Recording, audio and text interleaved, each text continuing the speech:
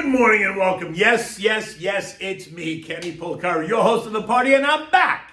And today is Friday, August 25th, 2023. And what is it that we need to know? What's happening and what's driving the action today? So, Nvidia did not end up igniting the fire that everyone thought, but maybe it did create a storm. Stocks fall, and they fell hard yesterday. Jackson Hole is now in full-on mode. JJ, Chrissy, and Andy all due to speak later today. Futures are a little bit shaky this morning. The dollar is up, treasury yields are up, oil is up, the VIX is up, and gold is down. And what do we have for dinner tonight? We're going to try the baby back ribs because summer's coming to an end, and it's a great dish to have corn on the cob out in the deck. It's perfect. Okay, so wait, what happened? Weren't the Nvidia results supposed to make everything okay? Weren't they supposed to put everyone's mind at ease? Wasn't the talk of a rate pause supposed to make it all better? Weren't stocks supposed to keep going up and up and up? Well, maybe not so much. Remember, it is August. It is the August-October time of year, and it is still hurricane season here in the United States.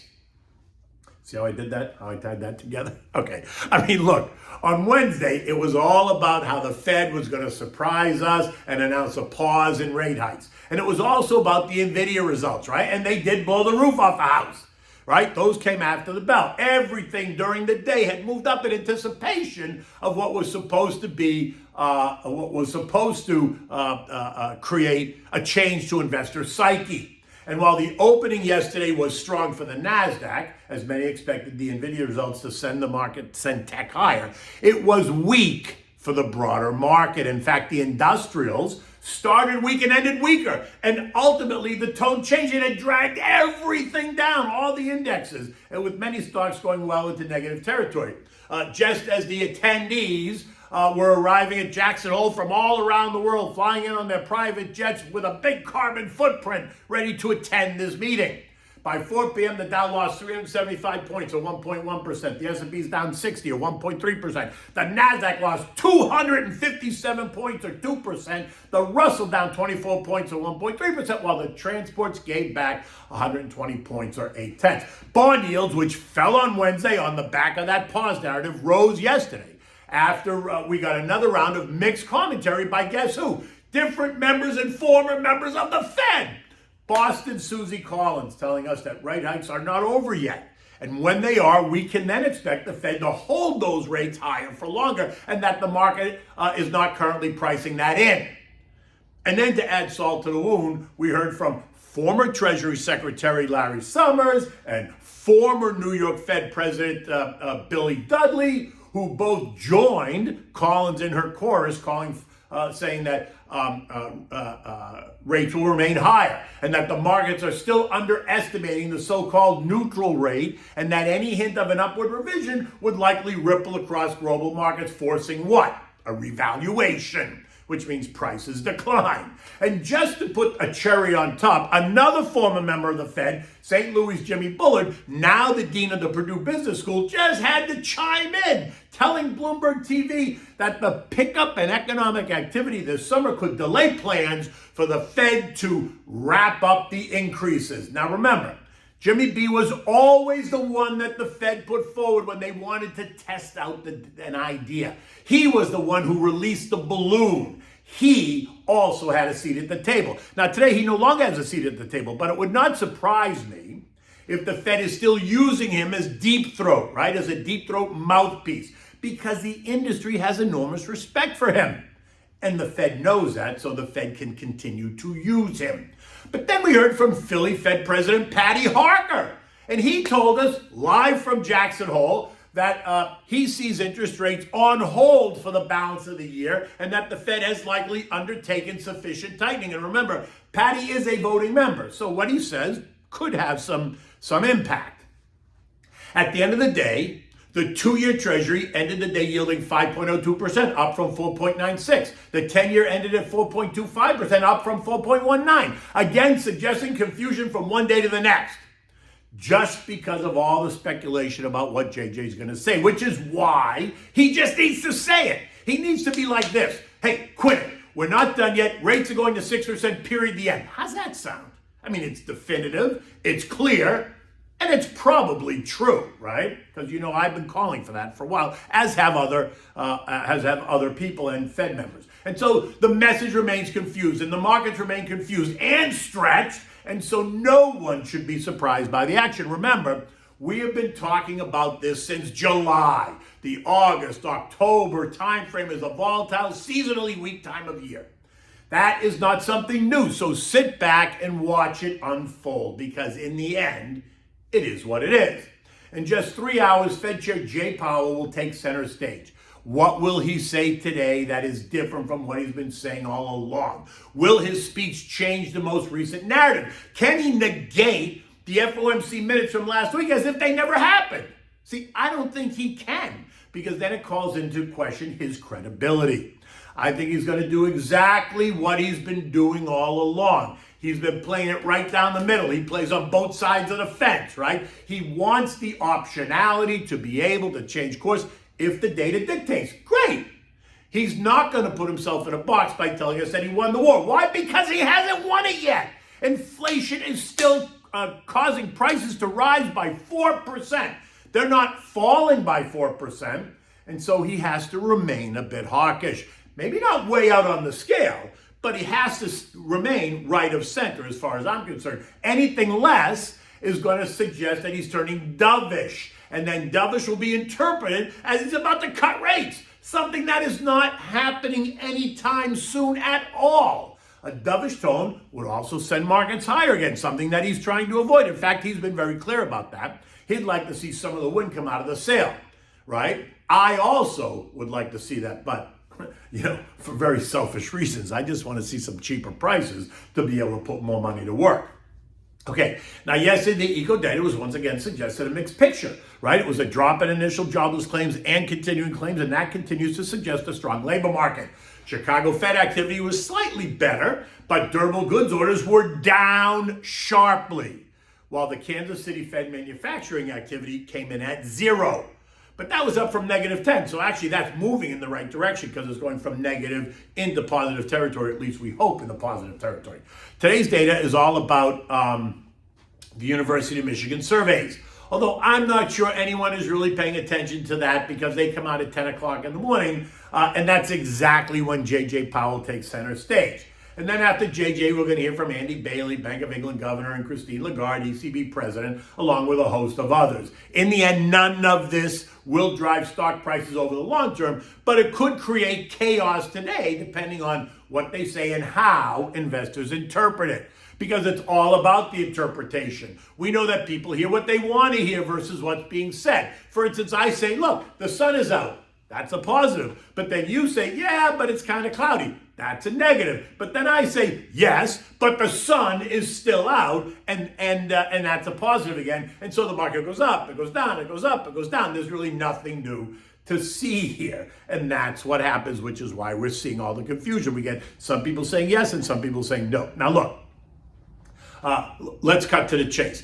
As of 6 o'clock this morning, there's a 21% chance of a 25 basis point rate hike in September and a 36% chance of a hike in November of the same amount.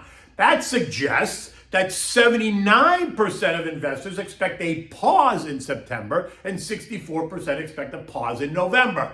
And while I am still in the camp that thinks rates are going to 6%, it is what it is. Let's see what happens to those percentages at, say, 10 after 10 after JJ starts to speak and people hear what he says and how they interpret it. This morning, U.S. futures are up. Dow futures up 70, the S&P's up 7, the Nasdaq's up 5, and the Russell's up 6. And that should not be a surprise after the losses yesterday. And while they are up, they're by no means suggesting a change in sentiment. It continues to be a dead cat bounce, something I intimated a week ago, and we can continue to expect volatility, especially around the Jackson Hole Summit and the commentary that results today, right? The weekend is here. I'm not going to be surprised to see stocks fall as we move into the weekend if JJ says what I expect him to say. If he does not, then certainly all bets are off and the market could rally. I just don't see it. European markets are also rallying this morning as investors across the zone expect JJ to be a little bit left of center, suggesting a more dovish stance. And then that might mean Christine Lagarde and Andy Bailey will do the same, and that's causing algos across the zone to go into buy mode. Not huge, but they are. Again, the market's up small, right? This morning, we also learned that the German business sentiment has fallen further into the black hole, going from 87.4 to 85.7. This is the fourth month in a row for weaker German data, and it suggests that more companies are becoming more pessimistic, leaving some to ask, does the ECB know this? Does the ECB recognize that the German economy is struggling? And if it does, then maybe they pause. I say, not yet. The dollar index rallied yesterday. It's up again today, trading at 104.10. That's up from 103.36. The move up is telling you that the currency markets expect JJ to remain hawkish because higher rates support a stronger dollar. Gavish? We are now testing the June high at 104.70. A push up and through that is going to send the dollar towards 106. And guess what happens to gold then? Ain't going up. This morning, gold is down only $2 at 19.44 as it kind of struggles to figure out what's next. Oil, which has been trading, which has been falling on that declining demand story, has done an about face. Yesterday, it rose 30 cents to end the day at 79.05, and this morning it's up $1 or 1.3%, trading at 80.05. And what caused that? Well, they flipped the narrative. First, they tell us that that oil firmed up ahead of the JJ speech, and then they told us that inventory drawdowns are convincing. Wait.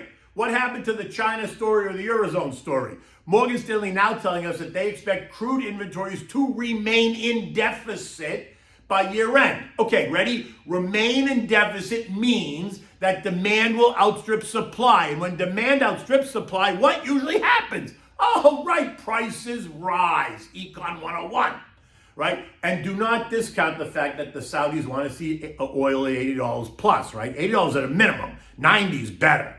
Now, the S&P ended the day yesterday at 43.76, down 60 points, giving back all of the 48 points that it gained on Wednesday and then some. And while futures are pointing a bit higher today, I'm just not buying it.